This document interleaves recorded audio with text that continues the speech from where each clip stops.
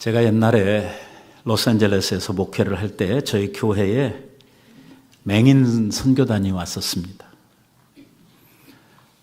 그 선교단 전체가 이 맹인들로 구성이 되어져 있는 선교단인데, 그들 중에는 이 톱을 가지고 연주를 하는 분도 있었고, 또 피아노 치시는 분도 있었고, 아주 훌륭한 CCM 가수도 있었습니다. 그런데 그분들을 이제 모시고 교회에 온 이 선교단 단장은 맹인이 아니었습니다. 정상인으로서의 이 목사님이 이 맹인 선교단을 이끌고 있었죠. 이분들이 집회를 마치고 이동하는 걸 제가 옆에서 가만히 보니까 이 목사님께서 이제 밴을 운전하시면서 다니시는데, 이 끝나고 나면은요, 이 걸을 때 목사님이 맨 앞장서서 걸으시고, 그 뒤에 사람들이 손에 손을 잡고 쭉 일렬로 이렇게 열을 지어가지고 이동을 하는 것을 보았습니다. 참 저에게는 인상적인 이런 장면이었죠. 오늘 예수님께서 유대인의 지도자들을 향해서 맹인이다, 소경이다, 이렇게 말씀을 하십니다. 예수님께서는 좀 심하신 말씀을 하시는데, 저희들도 앞을 못 보는 주제에 남을 인도하겠다고 나선 이 눈먼 인도자들이다, 이렇게 예수님께서 말씀을 하십니다. 결국 이 말은 맹인이 맹인을 인도하면 제대로 갈 수가 있겠습니까? 구렁텅이에 빠지든지 원하는 곳으로 갈 수 없다는 이러한 이야기가 되겠죠. 예수님 당시에 유대의 상황은 아주 혼란스럽고 어려운 이러한 상황이었습니다.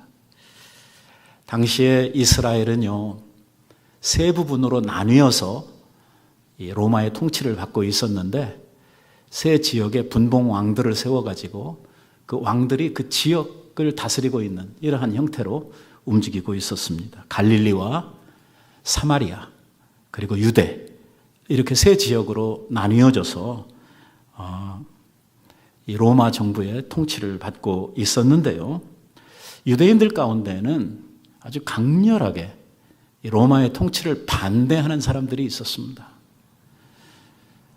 그러니까 자기는 선민이고 하나님 나라인데 감히 어떻게 세상 나라가, 이 로마 제국이 우리들을 통치할 수 있느냐 해서 이것을 거부하고 나라의 독립을 위해서 자기의 목숨을 내대고 충성하는 이러한 사람들이 개중에 있었죠.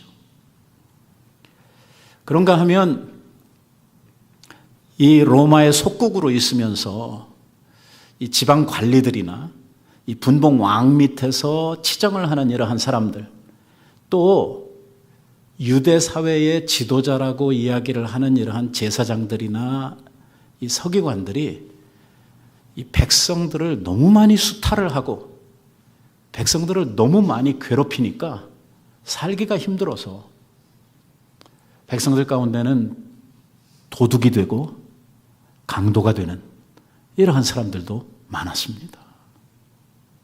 시대가 어려워지면 그렇게 될 수밖에 없겠죠. 당시의 유대 사회에 상당한 영향력을 미치고 있었던 사람들 중에 하나가 바로 대제사장과 그 밑에 있는 제사장들, 그리고 바리새인들과 서기관들, 이러한 사람들이 유대 사회에 상당한 영향력을 가지고 있었던 사람들인데, 이 사람들이 백성들을 편안하게 해주고 백성들이 좀 더 잘 살 수 있도록 도와주는 이러한 역할을 하는 것이 아니라, 이 사람들이 도리어 백성들을 더 힘들게 하고 백성들을 더 괴롭게 하는 이러한 일들을 하고 있었다는 것입니다. 예수님께서는 이 유대 사회에 있었던 이 신앙의 지도자들에 대해서 아주 강도 높은 이러한 비판을 하고 있습니다. 그 비판이요, 상상을 초월할 정도입니다. 예수님께서는요, 당시에 그 유대 나라를 침략해가지고 유대 나라를 찬탈하고 수탈하고 있는 이 로마 정부를 향해서 비판하고 로마 정부에 대해서 이 반대하는 이러한 이야기는 거의 하시지를 않았는데 유대 사회에 있는 지도자라고 하는 이 신앙의 지도자들에 대해서는요, 예수님께서 심할 정도로 비판을 하셨다는 것입니다. 왜 그럴까요? 왜 예수님께서는 이 로마의 그 식민 정책을 피고 있는 정치인들에 대해서는 유하시고, 왜 유대 사회의 그 신앙적 지도자들에 대해서는 예수님께서 이렇게 강하게 비판을 하고 계신 걸까요? 우리가 쉽게 생각을 하면 이런 생각을 할 수가 있을 것입니다. 로마 정부한테 잘못 덤볐다가 이게 큰 사단이 날 수가 있으니까 예수님께서 몸살이고 거기다는 큰 이야기 안 하고 예수님께서 유대 사회의 이 지도자들에 대해서 대든 것이다, 이렇게 생각을 할 수가 있을 것입니다. 하지만 그런 건 아닙니다. 예수님께서 당시의 유대 사회와 그리고 이스라엘 백성들이 살아가는 데 있어서 중요한 것은 정치적인 이슈가 아니라 신앙의 문제라고 생각을 하고 있는 것입니다. 어떤 상황에 있든지 어떠한 어려움 가운데 있다고 하더라도 그들이 영적으로 신앙적으로 하나님의 은혜를 공급받고 그들이 믿음 안에 굳게 서 있다고 하면 그 모든 것들을 이겨나갈 수 있는 이러한 힘이, 그러한 지혜가 그들에게 있겠습니다마는 그들이 만약에 영적으로 잘못되어 버리면 모든 것이 다 무너질 수밖에 없다고 예수님께서는 생각을 하고 계신 것입니다. 그래서 이스라엘 백성들을 바른 곳으로 인도해야 될, 그들에게 하나님의 은혜와 하나님의 축복을 전달해야 될 영적 지도자들이 그러한 역할을 하고 있지 못할 뿐만 아니라 그냥 가만히만 있어도 중간은 갈 텐데 그들이 백성들을 더 괴롭게 하고 백성들을 잘못된 곳으로 인도해 감으로 말미암아 백성들의 영적 상황이 아주 힘들고 어려운 이러한 상황 속에 빠지게 되었을 때에 우리 예수님께서는 바로 그 영적 지도자들에 대해서 강력한 비판을 하고 계시는 것입니다. 그들에 대해서 예수님께서는 뭐라고 이야기를 하냐면 소경된 인도자들, 눈먼 인도자들이라고 이렇게 예수님께서 말씀을 하고 있습니다. 지금 예수님께서 소경이라고 이야기를 하고 있는 이 인도자들, 곧 백성의 지도자들은 어떤 사람들이냐면 자기 스스로는 이스라엘 가운데 제일 뛰어나고 하나님을 잘 섬기고 자기네들이 가장 영적으로 바로 잘 서 있다고 스스로 자처하고 있는, 그래서 백성들 위에 군림하고 백성들에게 존경받기를 선생이라고 하는, 랍비라고 하는 이러한 말을 듣기를 좋아하는 이러한 사람들입니다. 쉽게 말하면 내가 아니면 누가 지키랴 라고 생각을 하고 있는 이 지도자들에게 예수님께서 너희들 때문에 다 망하고 있다고 이렇게 이야기를 하시면서 너희들은 소경된 인도자라고 이렇게 예수님께서 말씀을 하고 있는 것입니다.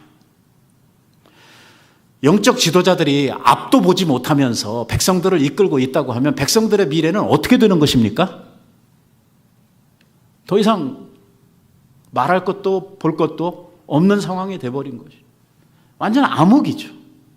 백성들은 아무것도 모르고 이스라엘의 지도자들이 이끄는 대로 따라갈 수밖에 없고 그들이 바른 곳으로 인도하고 은혜의 자리로, 축복의 자리로 인도해 줘야 그들이 하나님 앞에서 복된 삶을 살아갈 수가 있을 텐데 이런 거 아닙니까? 목자가 양들을 잘 인도해 줘야 양들이 푸른 초장에서 쉴 만한 물가에서 편안한 삶을 살아갈 수 있을 텐데 이 목자들이 장님들이란 말이에요.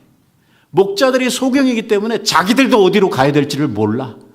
그리고 여기가 죽을 곳으로 가는지 살 곳으로 가는지조차도 구분을 못하는, 아무데나 자기 스스로가 그냥 원하는 대로 백성들을 이끌고 다니는 이러한 모습을 예수님께서 보시면서 그들을 아주 심각하게 비판을 하고 있는 것입니다.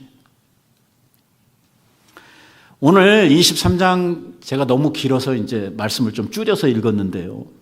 1절 말씀에 보면 이렇게 시작을 합니다.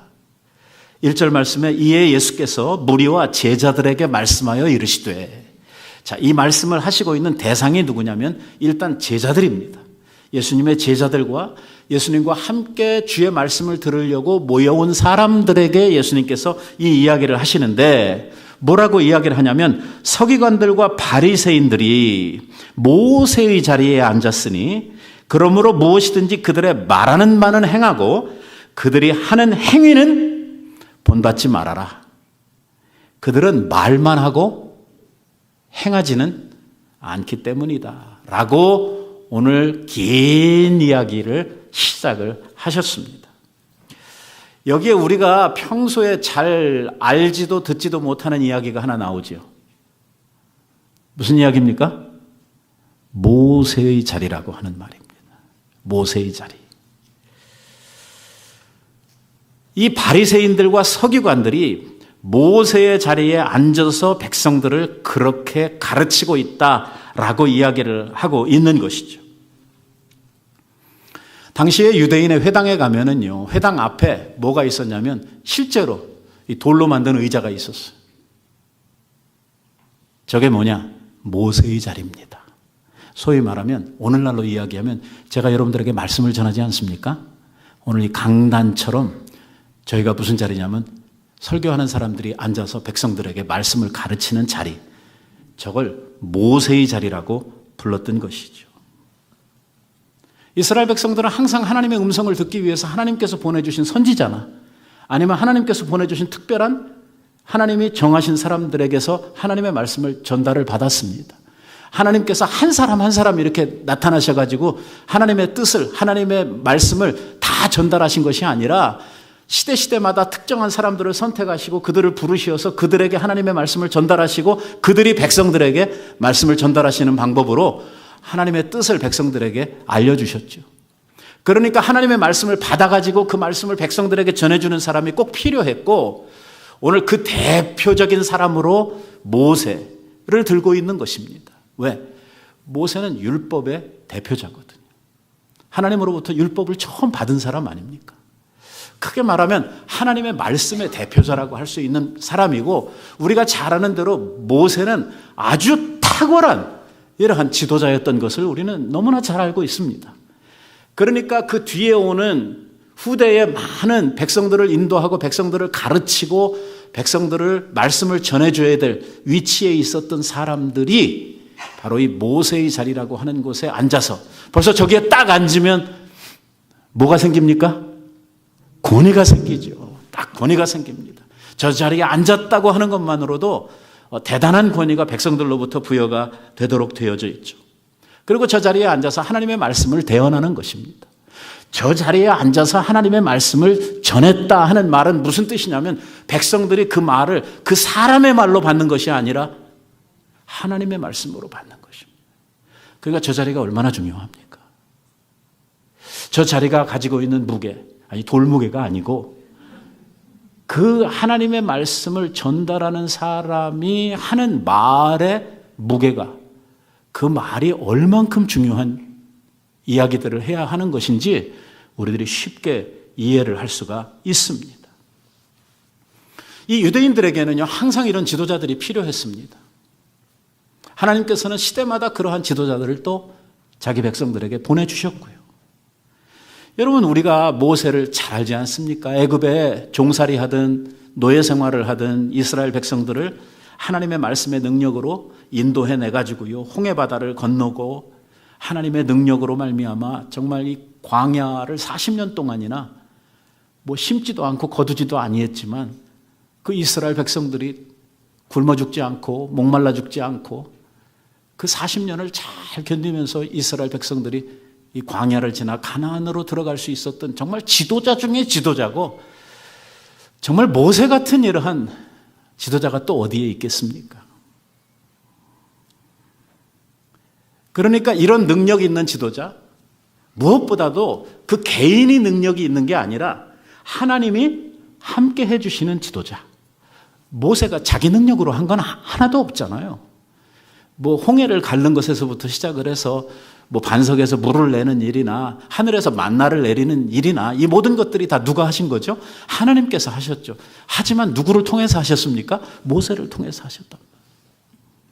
모세가 하나님 앞에 어려운 일이 있을 때마다 나가서 기도하고 하나님 앞에서 기도한 바를 이스라엘 백성들에게 전달하면서 그 능력을 행했을 때에 이스라엘은요, 어떤 어려움도 어떠한 적들도 다 물리치고 승리하고 넉넉하게 그 광야를 40년 동안이나 행진할 수 있는 이러한 힘을 얻었었거든요. 모세가 죽고 여호수아가 모세의 뒤를 이어서 지도자가 되었을 때요, 이 여호수아는 엄청나게 떨었습니다. 왜?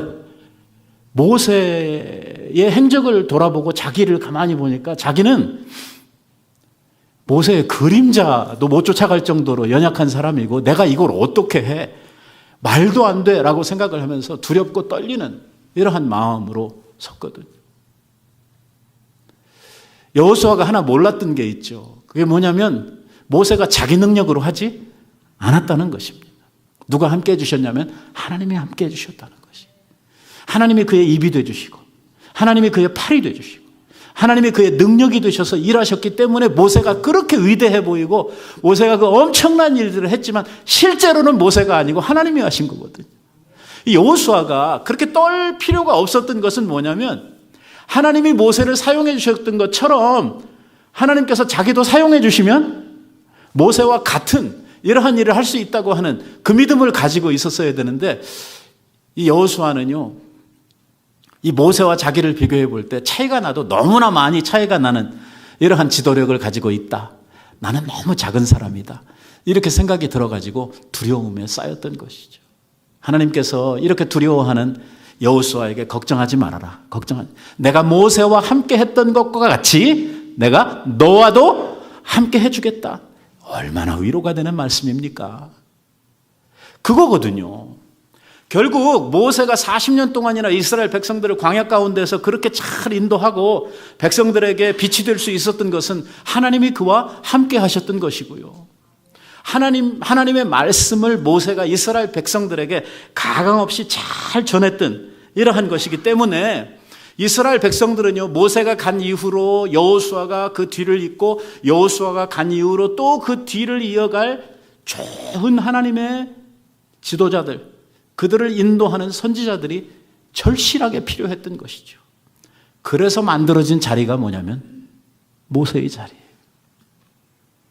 그 자리에 앉는 사람은요, 하나님이 함께 해주시는 사람, 그리고 하나님의 능력이 그를 통해서 부어지는 사람이에요. 그래야지 백성들을 바로 인도할 수가 있고, 그래야만 하나님이 하시는 일을 사람을 통해서 시행할 수가 있는 것이거든요. 사람이 어떻게 하나님께서 하시려고 하는 일을 자기 스스로 자기 능력을 가지고 할 수가 있겠습니까? 도저히 그건 생각도 할 수 없는 일이거든요. 세상에 누가 하나님 하시는 일을 할 수가 있겠어요? 누가 홍해바다를 가를 수 있습니까? 누가 하늘에서 만나를 내릴 수 있겠어요? 아무도 못합니다. 그러니까 하나님의 능력이 절대적으로 필요했고, 하나님의 인도하심을 위하여 하나님의 이 말씀이 그 무엇보다도 강력하게 그들에게 임하는 이러한 일들이 필요했던 것이죠. 그러니까 저 자리가 그냥 앉아있다고 할 수 있는 그러한 자리는 아니었던 것이죠.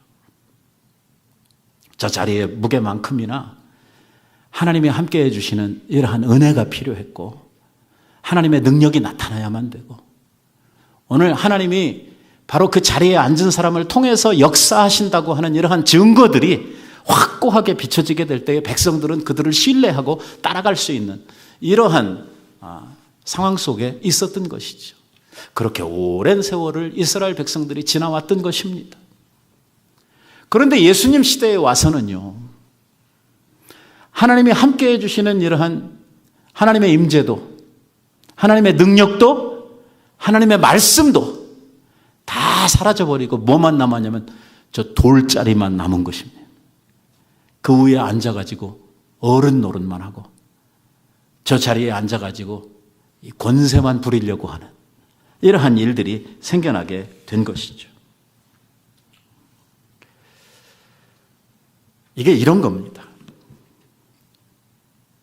하나님의 말씀을 자기 스스로가 깨닫고 하나님의 말씀에 대해서 아는 사람이 하나님의 말씀을 전달하는 것과 하나님의 말씀을 알지도 못하고 듣지도 못했어요. 쉽게 말하면 아무것도 없는데 지가 하나님의 말씀인 것처럼 이야기하는 사람과 같을 수 있습니까? 없습니까? 절대 같을 수가 없죠. 모세를 예를 들면 모세가 그렇게 백성들 앞에 강력하게 어떠한 어려움이 있어도 백성들 앞에서 그렇게 막 사자같이 담대하게 이야기할 수 있었던 것, 그 많은 적들을 보고 수많은 난제를 두고 너희는 가만히 있어, 여호와께서 너희를 위하여 오늘 무슨 일을 행하시는지 보라, 이렇게 이야기할 수 있었던 것은 그냥 지가 지어서 그렇게 하나요? 아니죠. 어떻게 그렇게 강력한 이야기를 할 수 있어요? 하나님께서 모세에게 주신 말씀이 있거든요. 약속이 있거든요. 들었으니까, 자기가 아니까. 그러니까 강력하게 이야기를 할 수가 있는데, 예수님 시대의 이 인간들은 아무것도 들은 게 없단 말이에요. 이게 요즘 영어 배우는 한국에서 젊은 세대들하고 우리 시대에 영어 배운 사람들하고 차이가 너무 많이 납니다. 우리는요, 상당한 기간을 영어를 배웁니다. 중학교 1학년 들어가면은 탐 앤 주디에서부터 시작을 해가지고 우리가 영어를 배웠거든요. 뭐 줄줄이 배웠어요. 중학교 3년, 고등학교 3년, 그 다음에 조금 더, 저는 그때까지 하고 왔습니다만 조금 더 있었던 대학 가서 또 영어 배우고 쭉 배웠는데요. 영어 다 배우고 미국에 와가지고 말이라도 한마디 하느냐? 해요, 못해요? 못합니다. 아니, 영어를 10년 가까이 배웠는데 왜 영어를 한마디도 못합니까? 말만 못하냐? 듣지도 못합니다.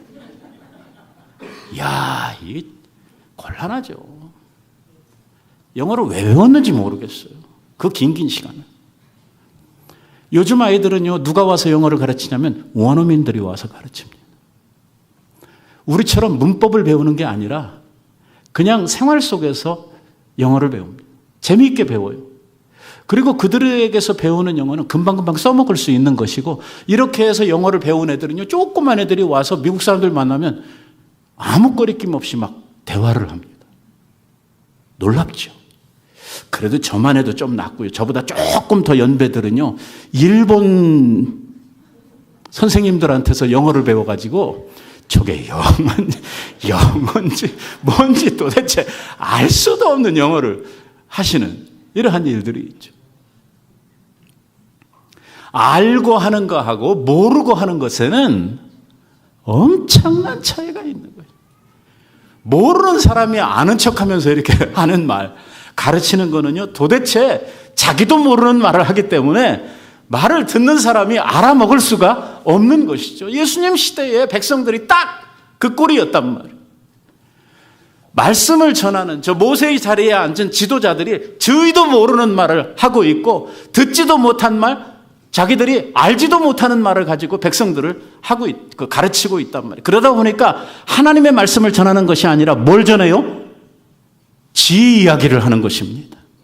자기네들이 원하는 것, 자기네들이 만든 것. 우리가 몇 주일째 그 이야기를 하고 있는데, 율법사들, 당시에 종교 지도자들이 만들었던 새로운 법들이 있지 않습니까? 법과 계명을 만들어 가지고 저희들 거니까 그건. 이거를 아주 심각하게 가르쳤던 것이죠. 이거 안 하면 막 벌 주고. 그렇게 함으로써 백성들에게서의 권위를 찾는 거예요. 이게 벌을 주게 되면 없던 권위가 생겨나거든요. 왜? 벌 받는 건 아무도 원하지 않거든요. 손해가 나거든요. 그러니까 하나님께서 주신 권위도 아닌데 저희들이 만들어가지고 그러한 권위를 그 모세의 자리에서 취하고 있었다는 것입니다. 그러니까 그들의 말씀은 살아있는 하나님의 말씀이 아니고 은혜롭고 사랑스러운 아버지의 말씀이 아니라 항상 강압적이고 항상 사람들을 피곤하게 하고 권위적인 이러한 이야기를 하는 거죠. 그 이야기의 핵심은 뭐냐면 나한테 잘해라, 그겁니다. 잘하면 복 받는다. 요즘에 목사님들도 그런 사람들이 있더라고요.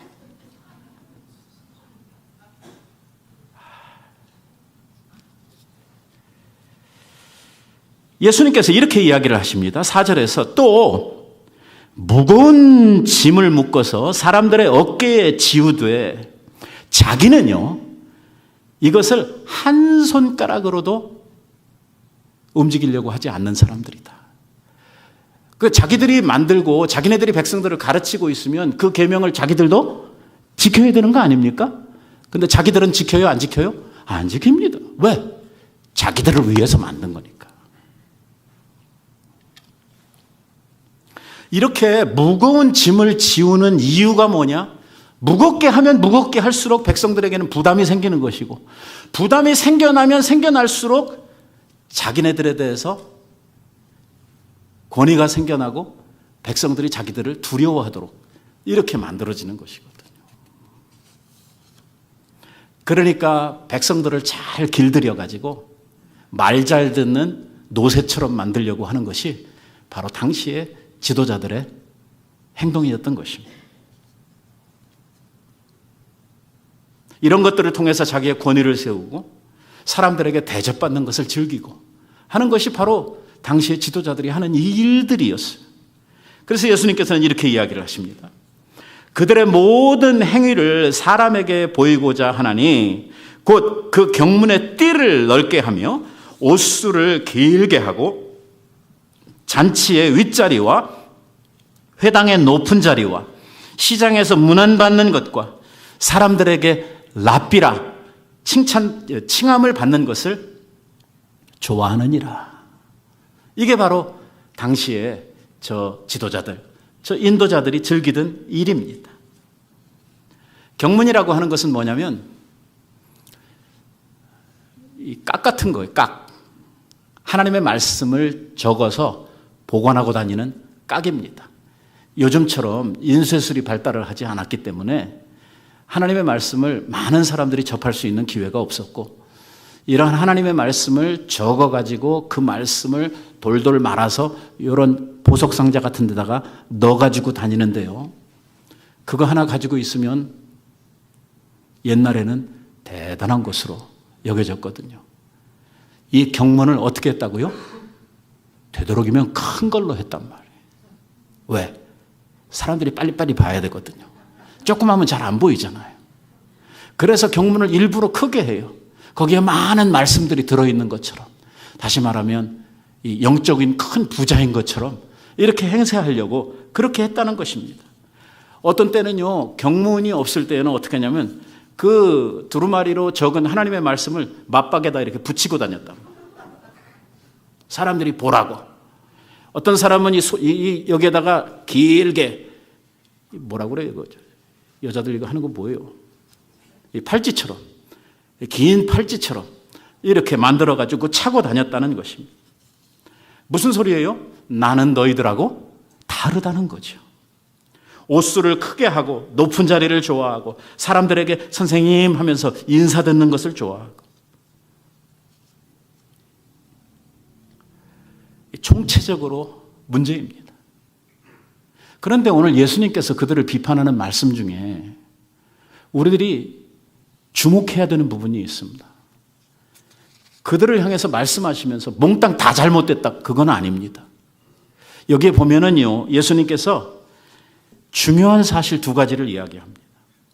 하나는 뭐냐면 그들이 가지고 있는 하나님의 말씀 자체는 문제가 없다는 거예요. 걔네들이 잘못하고 있다고 해서 걔들이 가지고 있는 말씀까지 무시해서는 안 된다는 것입니다. 여기에 이렇게 이야기를 해요. 무엇이든지 그들의 말하는 바는 어떻게 하라고요? 행하고, 그들이 말하는 거는 행하고 그들의 행위는 본받지 말아라. 그러니까 그들이 가르치는 말 중에 어떤 말들은요, 성경 말씀에서 발췌한 것들이기 때문에 어떤 말들은 옳은 것들이지. 그러니까 얘들이 잘못됐다고 그래서 하나님의 말씀까지 다 버려서는 안 된다는 것입니다. 목욕물 버리다가 애까지 버리면 안 되는 것이죠. 그러니까 더러운 물만 버려야지 애는 같이 버리면 안 된다는 거예요. 예수님께서 말씀하시려고 하는 말씀의 요지입니다. 바리새인들의 서기관들의 가르치는 말씀 중에 하나님의 말씀이 있다는 거예요. 그 말씀은 소중히 받아야 된다는 것입니다. 하나님의 말씀은 우리들이 인정하고 그 말씀대로 살아야 된다는 것이죠. 그 말씀대로 행해야 한다는 것입니다. 이 바리새인들이나 서기관들이 가지고 있었던 문제점은 뭐냐면 그들은 말은 하면서 실제로 자기들은 행하지 않는다는 것이 가장 큰 문제였었거든요. 그래서 그들이 그렇게 말로는 하면서 행하지 않는 이러한 이중적인 삶에 대해서 예수님께서 뭐라고 평가를 하시냐면 이렇게 평가를 하고 있습니다. 화 있을진저, 여기부터 우리가 읽었어요.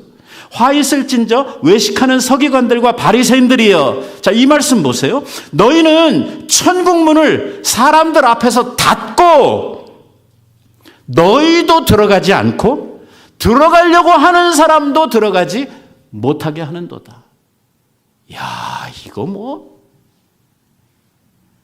보통 문제가 아닙니다. 바리새인들과 서기관들, 제사장들은요, 아주 중요한 위치에 있었습니다. 저희들 스스로가 어디에 앉았냐면 모세의 자리에 앉았거든요. 저희들 스스로가. 적어도 그 자리에 앉으려고 하면 그 자리의 무게를 알았어야 합니다. 그 자리가 어떤 자리인지, 그들이 백성들 앞에서 뭘 해야 되는 것인지를 알아야 되는데 이게 뭔지도 모르고 그냥 사람들로부터 대접받고 사람들에게서 그냥 좋게 여김을 받는 이것만 알고 그 자리에 가서 앉았다는 것이죠. 아무것도 하나님으로부터 받은 것도 가진 것도 없으면서.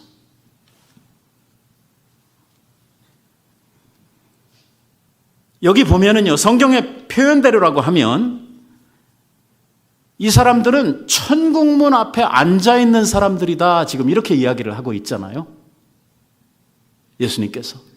그런데 천국문 앞에 앉아가지고, 자, 일단 천국문 앞에 앉았다고 하는 것은 좋은 겁니까? 나쁜 겁니까?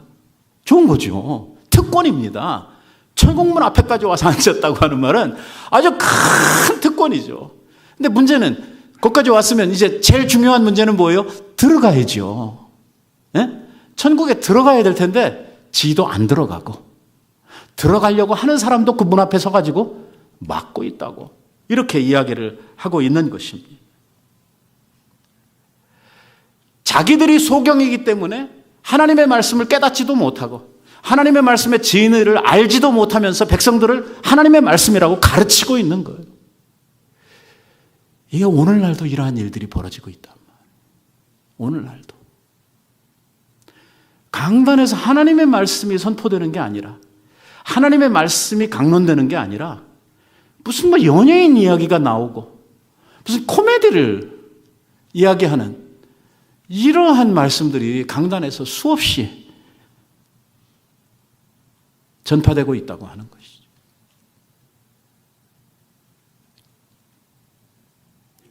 어마어마한 복을 받은 사람들입니다. 천국문 앞에까지 왔다고 하는 것은 정말 큰 복이죠. 큰 은혜입니다. 그런데 자기들 자신이 눈이 닫혔기 때문에 소경이기 때문에 하나님의 그 크신 뜻과 하나님께서 주신 그 말씀의 은혜와 축복을 알지 못하니까 그 자리에 앉아가지고선 백성들을 좋은 대로 인도하는 게 아니라 자기를 포함해서 다 그릇된 길로 백성들을 인도하고 있었다라고 하는 것이죠. 엉터리 말씀을 전함으로 말미암아 저희들 하고 싶은 소리를 함으로 말미암아 지도 가지도 못하면서 가야 할 백성들의 천국문까지 막고 있는 이러한 일을 하고 있었다고 이야기를 합니다. 여기에서 우리 예수님께서 다른 사람을 생명으로 인도할 수 있는 아주 중요한 방법을 우리들에게 가르쳐 주시고 있습니다. 오늘 말씀의 반전이죠. 오늘 말씀의 핵심입니다. 지금까지는 부정적이고 나쁜 이야기만 했죠. 이 지도자들이 말이에요. 쓸데없는 자리에 앉아가지고 쓸데없는 짓만 해가지고선 지도 망하고 백성들도 망하고 아이고 이거 정말 큰일이다. 뭐 여기까지 우리가 하지 않았어요. 그런데 예수님께서 여기에서 아주 중요한 말씀을 하시는 8절에서 10절 사이에서 무슨 이야기를 하냐면 너희는 랍비라 칭함을 받지 말아라. 선생 되려고 하지 말아라 그 말입니다. 너희는 다 형제니라. 잘 들으세요. 땅에 있는 자를 아버지라 하지 말아라. 너희의 아버지는 한 분뿐이시다. 그분은 누구시라고요? 하늘에 계신 하나님 너희 아버지시다. 또한 랍비라, 지도자라. 너희들 그 소리 듣고 싶고 저 모세의 자리에 언제 내가 올라가서 앉을까 그것만 생각하고 있지 그 자리에 앉지 말아라. 지도자라고 하는 말도 들으려고 하지 말아라. 뭐라고 말씀하시냐면 너희의 지도자는 한 분뿐이시니 곧 그리스도 예수시니라. 속이 시원해집니다. 자, 이게 하나님을 제대로 알고 예수 그리스도를 제대로 만난 사람들은요, 뭘 깨닫게 되냐면 내가 장님이라고 하는 것을 알게 됩니다. 내가 소망 없는 죄인이라고 하는 사실을 깨달아 알게 되는 것이죠.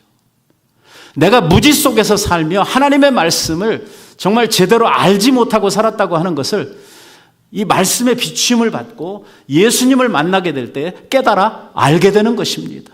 여러분, 빛이 비춰지게 되면 어두움은요, 금방 빛으로 드러나도록 되어 있거든요. 어두움에 있던 것들이 빛의 비침을 받으면은요, 자기가 얼마나 어두웠었던지를 금방 알게 되는 것입니다. 빛 되신 하나님, 세상에 빛이신 예수 그리스도를 제대로 만나고 나면은요, 어둠 가운데 있었던 우리들의 정체가 드러나도록 되어 있는 것입니다. 아, 내가 이런 흑암 속에, 내가 이런 어두움 속에 있었구나. 내가 정말 깜깜한 소경이었구나 하는 사실을 깨달아 아는 것이죠. 이게 아주 중요한 발견입니다. 그러니까 이것은 뭐냐면, 아, 내가 소경이구나. 이러한 은유를 아는 것에서 끝나는 것이 아니라, 아, 내 인생에 내가 할 수 있는 답은 없구나 하는 것을, 내가 소경이구나. 내가 누구 이끌거나 누가 이끌림을 받아가야지 소경이 내 혼자 내 인생은 내가 책임지고 갈 거야. 됩니까? 안 됩니까? 안 되죠. 내가 소경이구나 하는 사실을 알면 오늘 내게 누가 필요해요? 나를 인도해 줄 분이 필요하다는 거. 그걸 깨닫는 것이. 그게 복이고 그게 지혜라는 것이거든요. 자기를 깨달아 아는 것입니다. 인생의 가장 큰 발견이죠. 우리가 어디에 있었고 우리가 어떤 자리에서 지금까지 살아왔는지를 깨달아 아는 것입니다. 빛 대신 주님 앞에 내가 나타날 때에 내가 얼마나 어두웠는지, 내가 얼마나 소망 없는 인생을 살았었는지 깨달아 아는 것입니다. 이제 내 인생을 인도해 주실 참 빛 되시는, 정말 모든 것을 다 통찰하시고 모든 것을 다 아시는 그분이 나를 붙들고 인도해 주시면 내 인생이 얼마나 밝은 곳으로, 얼마나 옳은 곳으로 잘 갈 수 있느냐 하는 사실을 인정하고 깨닫는 것입니다. 여러분, 내가 만약에 맹인이라고 하면 누군가 나를 인도해 줄 사람이 필요하지 않습니까? 누군가 잘 볼 수 있는 사람이 와가지고 내 손을 붙잡고 나를 원하는 곳으로 데려다주고 내게 필요한 곳으로 나를 데려다 줄 수 있다는 그런 인도자가 있다면 얼마나 큰 복입니까? 이럴 사람이 없으니까 개라도 키우잖아요. 에? 개가 그래도 보이니까 원하는 곳으로 데려다 주잖아요. 안내견들이. 그런데 나를 잘 알고 잘 볼 수 있고 내 인생에 대해서 잘 알 뿐만 아니라 나의 필요를 다 채워줄 수 있는 이러한 건강한 사람, 잘 보는 사람이 내 곁에서 나를 이끌고 가고 있다고 그러면 어떨까요? 최고죠. 최고입니다. 예수님께서 지금 그 이야기를 하고 있는 것입니다. 우리의 인생을 다 통찰하시고 우리의 전후 좌우를 다 아시는 분, 우리에게 있어서 최고의 지도자, 하나밖에 없으신 지도자, 오늘 우리의 인생을 정말 잘 인도해 주실 수 있는 바로 그분, 누구라고요? 예수님이라는 거예요. 예수님 한 분뿐이라는 것입니다. 바리새인들이 했던 그러한 엉터리 설교, 엉터리 이야기가 아니고 참 진리, 참 말씀을 우리에게 주실 수 있는 참 스승, 참 지도자 한 분밖에 없다는 거예요. 누구예요? 예수 그리스도. 그분은 아는 것을 말하고 그분은 당신이 경험한 것을 우리에게 가르치시는 분이다 라고 이야기를 하고 있는 것입니다. 그러니까 우리가 해야 될 일은 뭐냐면 예수 그리스도를 붙드는 일입니다. 신앙생활이라고 하는 것은 뭐냐? 그리스도를 붙드는 일이에요. 그리고 그리스도를 따라가는 일입니다. 이게 신앙생활이에요. 내가 뭘 깨우쳐가지고 내가 뭐 하는 게 아니고 오늘 인생에 참 등불이 되시고 우리를 정말 잘 인도해 주실 수 있는 목자 되신 예수 그리스도를 우리가 붙들고 잘 따라가는 것. 그게 신앙생활 잘하는 것입니다. 바로 그 주님께서 우리들을 좋은 곳으로 데려가 주실 뿐만 아니라 우리들을 생명의 길로 인도하시고 결국은 영생의 길로 우리들을 붙들고 가실 것이라고 하는 것을 믿고 따라가는 것이죠. 여기에서 경계해야 될 것은 내 판단을 자꾸 믿으려고 하지 말라는 것입니다. 왜? 우리의 판단이 잘못될 때가 너무 많다는 거예요. 뭘 의지하라는 거냐면 예수 그리스도께서 우리를 인도하시는 하나님의 말씀을 의지하라는 거예요. 왜? 주의 말씀은 하나도 틀리는 것이 없다는 것입니다.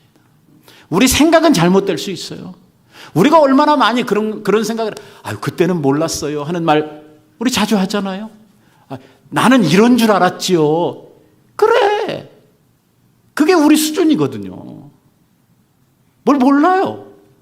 그래서 그때는 그렇게 행동을 했는데 지나놓고 보니까 아니야. 이런 일들이 우리에게 얼마나 많아요.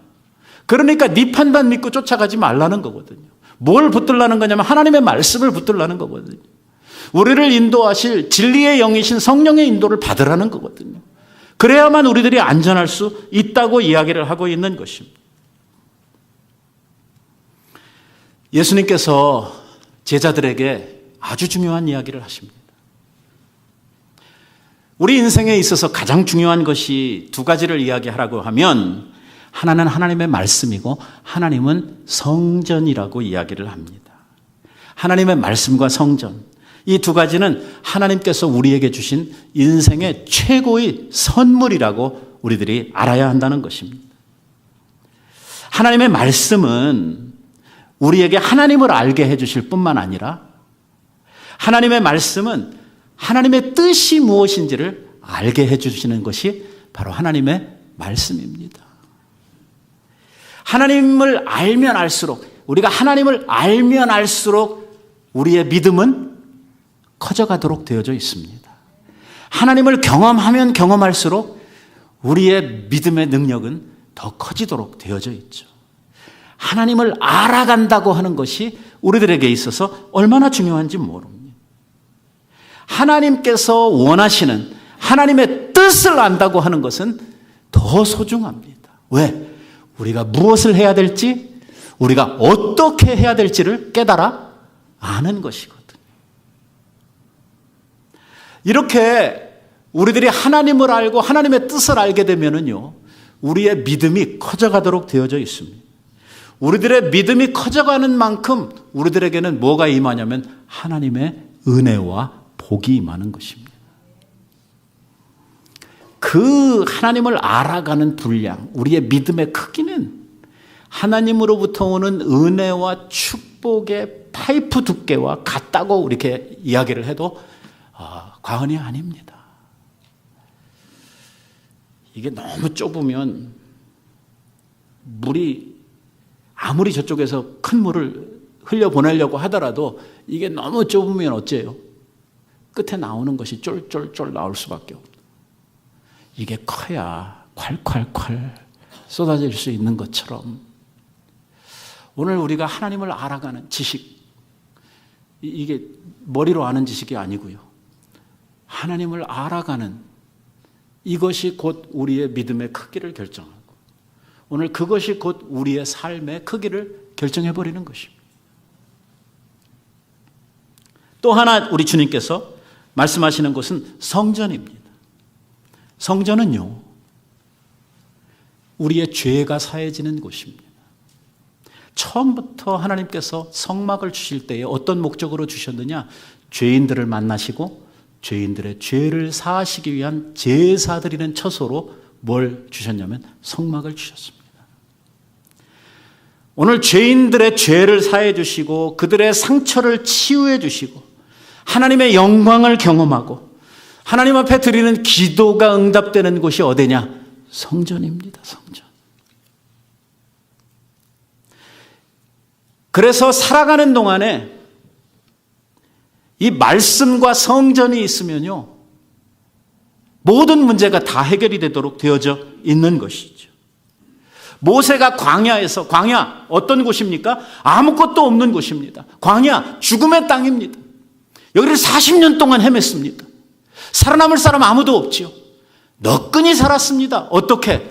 그 광야에서 다른 것은 아무것도 없었는데 두 가지가 있었어요.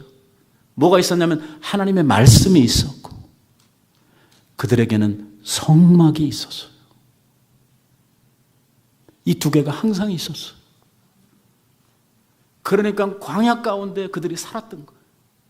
아무것도 없는데. 오늘 우리들에게도 마찬가지라고 말씀을 하고 있는 것입니다. 이스라엘의 공동체에 성전이 있었고 그들에게 하나님의 진솔한 말씀이 전해질 때는요, 그 나라가 살았단 말이에요. 그러니까 둘 중에 하나가 막히게 되면 이스라엘은 힘을 잃어버리도록 되었다는 것입니다. 예수님께서는 유대의 지도자들이 자기들의 탐욕으로 이 둘을 다 막아버렸다는 거예요.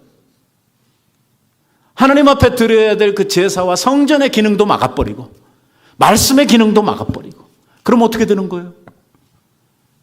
유대 사회는 아무런 소망이 없는 이러한 사회가 돼버리고 말았다는 것입니다. 그래서 그 뒤에 나오는 이야기가 그런 이야기예요. 화 있을진저 눈먼 인도자여 너희는 말하되 누구든지 성전으로 맹세하면 아무 일도 없겠지만 성전에 금으로 맹세하면 꼭 지켜야 된다. 이런 이 소경들아, 맹인들아, 어느 것이 크냐? 성전에 있는 금이 크냐? 아니면 성전이 큰 것이냐? 성전이 중요하냐? 거기 있는 금덩어리가 중요하냐? 걔들은 뭐가 중요하다고 그랬어요? 금이 중요하다는 거예요. 이야, 정말 수준이 말이에요. 그 다음에 뭐라고 그러냐면 제단으로 맹세하면 아무 일 없을 거예요. 그러니까 제단으로 맹세하면 안 지켜도 돼. 그런데 제단 위에 올려놓은 제물로 맹세를 하면 어떻게 해야 돼? 꼭 지켜야 돼. 왜? 그 제물은 누가 가져가요? 저희들이 가져가는 거니까. 참 곤란합니다. 성전은요, 하나님의 은혜가 임하는 곳입니다. 이 성전에는 하나님의 말씀이 있습니다. 이 성전에는요, 죄인들을 향한 하나님의 사죄의 은총과 회복이 있습니다.